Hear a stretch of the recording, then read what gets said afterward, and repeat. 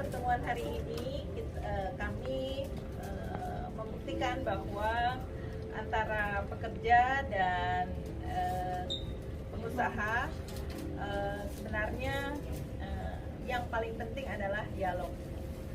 Sehingga tadi saya sampaikan bahwa sebenarnya Pergub yang direvisi, Pergub 1517 dari gubernur kita itu ada turunannya, yaitu SK Kadisnaker. Nah, apabila teman-teman pengusaha, dalam hal ini anggota Kadin, yang memang belum mampu untuk mengikuti Pergub 1517, itu masih bisa mengikuti Pergub 1395 karena ada SK Kadisnaker. Dan yang perlu kita ketahui bersama bahwa sebenarnya kondisi perusahaan mengikuti Pergub 1517 atau 1395 itu yang lebih tahu adalah pekerjanya. Jadi kalau kita harus saling bersitegang, sepertinya bukan waktunya lagi. Karena kita ini ibu kota negara, DKI Jakarta menjadi sorotan, tidak menjadi tolak ukur, menjadi barometer. Tidak harus lagi berbicara masalah UMP sebenarnya, tetapi bagaimana ke depan membuat kondusivitas berusaha yang lebih penting. Jadi ini kan setelah selesai pandemi, kemudian kita harus mulai bangkit lagi, ya harusnya kita berbicara ke depan. Nah, kalau teman-teman mungkin merasa bahwa belum mampu karena kemarin terdampak pandemi COVID-19, ya perlu tentunya didiskusikan oleh pengusahanya atau bipartit ya, antara pengusaha dengan pekerjanya.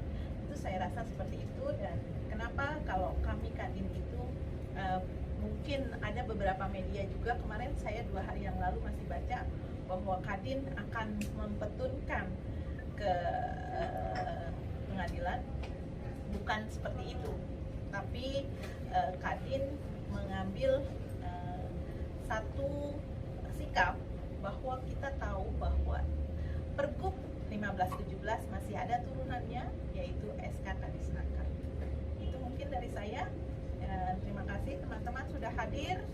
Mohon maaf kalau ini adalah silaturahmi dan antara serikat pekerja dengan Kadin.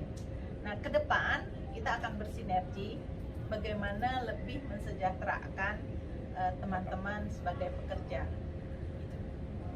Berarti masih ada kesempatan buat pengusaha yang tidak mampu untuk nggak ikuti UMP ya, Bu? Iya kan ada SK Kadisnaker, bisa diajukan, dan di situ SK Kadisnaker kebetulan formulirnya saja sudah disiapkan. Bu, sejauh ini koordinasi dengan Pak Gubernur seperti apa, Bu?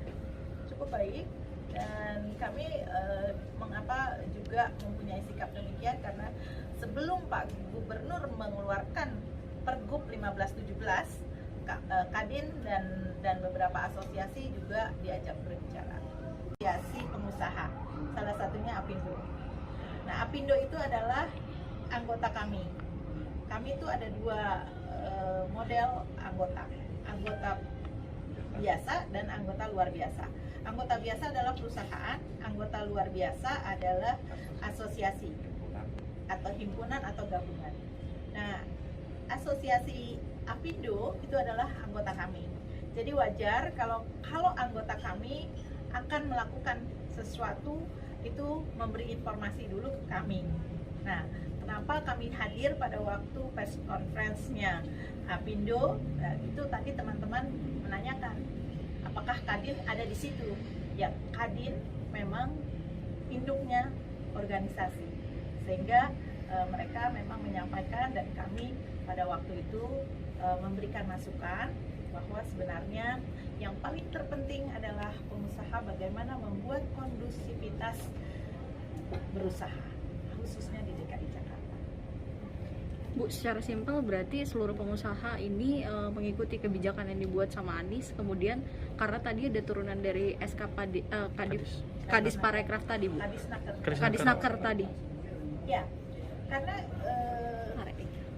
Kalau misalnya perusahaan ada yang belum mampu, itu masih bisa Mbak mengakomodir dengan Pergub 1395.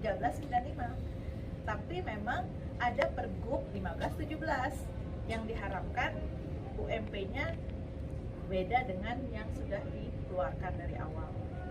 Masukan yang dikasih sama Fadin sendiri apa Bu ke Tapindo yang udah mengajukan gugatan ke PT UN?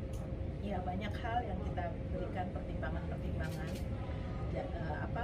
mereka untuk melakukan gugatan. Kalau ada kan biasa kalau pertimbangan ada hal yang positif, ada yang negatif ya, itu sudah kita masukkan.